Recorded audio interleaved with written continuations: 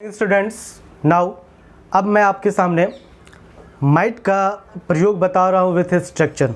ऐसे स्ट्रक्चर्स जो आपके रोज़ाना बोले जाने वाले वाक्य को बड़ा ही आसान कर दे और माइट का प्रयोग कर आप उस वाक्य को बड़े आसान तरीके से ट्रांसलेट कर सकते हैं, आपके रोज़ाना बोले जाने वाले शब्दों का वाक्यों का प्रयोग में ला सकते हैं। तो आइए हम लोग आते हैं फिर टॉपिक पे, use of might with structure. आज हम लोग माइट का प्रयोग स्ट्रक्चर के माध्यम से जानेंगे। पिछले वीडियो में हम लोगों ने जाना माइट का प्रयोग कहाँ, कैसे, किस सिचुएशन में किया जाता है, और अब उसी सिचुएशन को मद्देनज़र रखते हुए, माइंड में रखते हुए अब हम लोग आगे की ओर चलते हैं और स्ट्रक्चर के माध्यम से जानेंगे इसका प्रयोग। फर्स्ट स्ट्रक्चर है, जैसा कि आप बोर्ड पे देख रहे हैं, पहला structure subject, might, verb one, object. इस तरह का स्ट्रक्चर का प्रयोग कहाँ करते हैं? तो जिस हिंदी वाक्य क्रिया शब्द के अंत में कर सकता था दिया हो, यानी कोई काम करने का बोध हो और उसमें सकता था, सकती थी, सकते थे, इस तरह का अर्थ दिया हो, वहाँ पे आप ये स्ट्रक्चर का प्रयोग करेंगे। As example, he might learn English, वह अंग्रेजी सीख सकता था। तो ये सेंटेंस आपके दिए गए स्ट्रक्चर का एग्जाम्पल। अब आइए सेकेंड स्ट्रक्चर की ओर। सेकेंड स्ट्रक्चर जो है वो फर्स्ट स्ट्रक्चर से मेल जोल करता है, जैसा कि आप बता दें।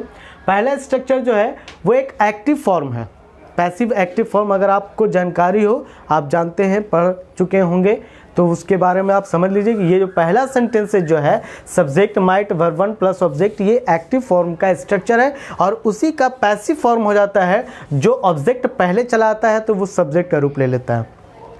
तो सब्जेक्ट माइट प्लस बी। अब हम क्या करेंगे कि मेन वर्ब के ठीक पहले बी का प्रयोग करेंगे, मॉडल वर्ब माइट के बाद बी का प्रयोग, फिर वर्ब को वर्ब थ्री रूप में, फिर अदर वर्ड। तो उसी सेंटेंस का ऊपर दिया गया है ही माइट लर्न इंग्लिश, उसी का अगर हम पैसिव फॉर्म चेंज करते हैं तो सेंटेंस क्या आ जाएगा? English might be learn. इसका हिंदी हो जाता है कि अंग्रेजी अंग्रेजी सीखा जा सकता था। यानी यहाँ पे जो हिंदी अर्थ है किया जा सकता था, वाक्य के क्रिया, यानी हिंदी वाक्य के क्रिया शब्द के अंत में अगर किया जा सकता था का अर्थ दिया हुआ हो तो आपको वहाँ पे ये स्ट्रक्चर का प्रयोग कर कर सेंटेंस बनाना है। जैसा कि एग्जांपल मैंने बताया भी, इंग्लिश माइट बी लर्न, अंग्रेजी सीखा जा सकता था। तीसरे स्ट्रक्चर में आते हैं। ये तीसरा स्ट्रक्चर जो है स्टूडेंट्स, इसमें भी माइट प्लस बी का प्रयोग किया गया है, लेकिन जो बी का यहाँ पे प्रयोग किया गया है उससे क्या अर्थ निकल रहा है? तो हिंदी वाक्य में अगर क्रिया शब्द से किसी व्यक्ति या किसी चीज़ के होने का अर्थ बताता हो या बनने का अर्थ बताता हो, यानी बन सकता था, हो सकता था का अर्थ होता है, तो वहाँ पे आपको ये स्ट्रक्चर का प्रयोग करना है। जैसे सब्जेक्ट, आप ब्रैकेट में इसका अर्थ भी देख रहे हैं, हो सकता था, बन सकता था, है ना। और आप जब आप ट्रांसलेट करेंगे किसी भी हिंदी सेंटेंस का तो वो इस स्ट्रक्चर पे यूज़ करेंगे, subject might plus be plus noun या एडजेक्टिव, है ना। जैसा कि एग्जांपल दिया गया, he might be a doctor, अर्थ हो गया कि वह एक डॉक्टर बन सकता था। जी हाँ, ये पास्ट की हम लोग बात कर रहे हैं और एक पॉसिबिलिटी है कि वह डॉक्टर बन सकता था, है ना। तो ऐसे सेंटेंसेस में हम ये स्ट्रक्चर का प्रयोग करेंगे। नेक्स्ट स्ट्रक्चर की ओर आते हैं, subject plus might plus be plus verb four plus object. जी हाँ, माइट बी के साथ मेन वर्ब का यहाँ पे वर्ब फॉर यानी चौथा फॉर्म आईएनजी फॉर्म का प्रयोग करेंगे। और इसका हिंदी वाक्य किस तरह से होगा?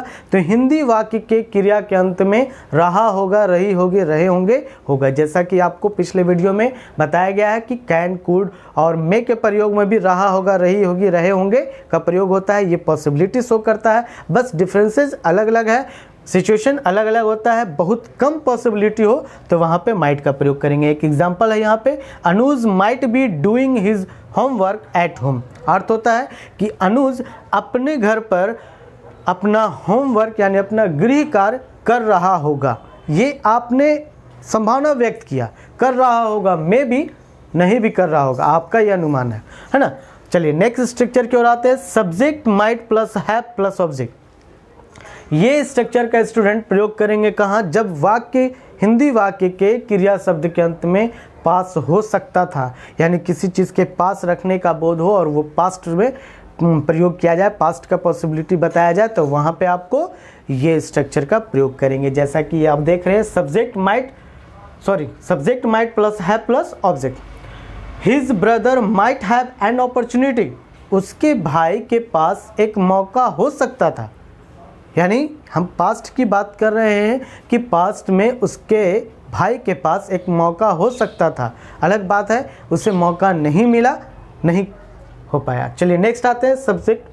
अगला स्ट्रक्चर है subject might plus have verb 3 plus object. जी हाँ, अब हम लोग इस स्ट्रक्चर में क्या कर रहे हैं कि यहाँ फिर इस स्ट्रक्चर में माइट के साथ हैव का प्रयोग किया गया, लेकिन मेन वर्ब का भी प्रयोग किया गया साथ में। हैव के साथ मेन वर्ब लगाना है, मेन वर्ब का थर्ड फॉर्म यूज़ करना है, और जिसका प्रयोग कहाँ करेंगे तो वैसे सेंटेंस में करेंगे जिसके क्रिया शब्द के अंत में किया होगा का अर्थ होता हो। ये पास्ट परफेक्ट का जो है कि पॉसिबिलिटी बताता है। तो वैसे सेंटेंस में हम लोग ये स्ट्रक्चर का प्रयोग करेंगे। जैसा कि एग्जांपल देख रहे हैं, she might have answered this question, वह इस प्रश्न का उत्तर दिया होगा या दी होगी, है ना।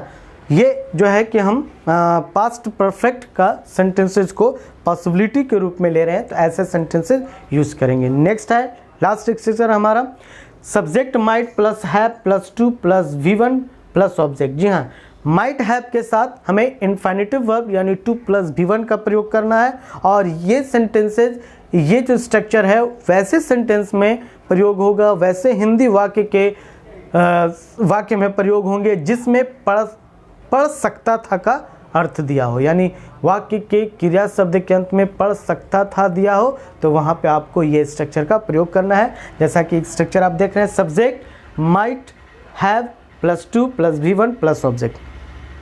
तो यहाँ पे स्टूडेंट क्या है, एक एग्जांपल दिया गया है, you might have to hide your name. इसका अर्थ हो गया कि तुम्हें अपना नाम छुपाना पड़ सकता था। तो ये है आपका स्ट्रक्चर, और आप एक नज़र फिर देख सकते हैं। ये माइट से बना हुआ आपके सामने मैंने बोर्ड पर बहुत सारे स्ट्रक्चर लिखा है। ये स्ट्रक्चर की मदद से आप अपने हिंदी वाक्य को बहुत आसानी से, बहुत आसान तरीके से इंग्लिश में ट्रांसलेट कर सकते हैं और अपनी इंग्लिश को और भी बेहतर बना सकते हैं। तो स्टूडेंट्स, आज के लिए इतना ही, और मैं आप सब लोगों से फिर रिक्वेस्ट करता हूँ कि अगर आपको ये वीडियो पसंद आया तो एक लाइक करें और कमेंट्स करें। जो भी प्रॉब्लम रहा हो या जैसा भी लगा आप उसके बारे में हमें कमेंट्स बॉक्स में कमेंट करें, और साथ ही साथ इसे शेयर करें, अपने दोस्तों तक पहुंचाएं, और अपने आसपास जो भी लोग हैं जो अंग्रेजी सीखना चाहते हैं उन सब तक पहुंचाएं। और लास्ट में आप सब लोगों को best of luck. Thank you.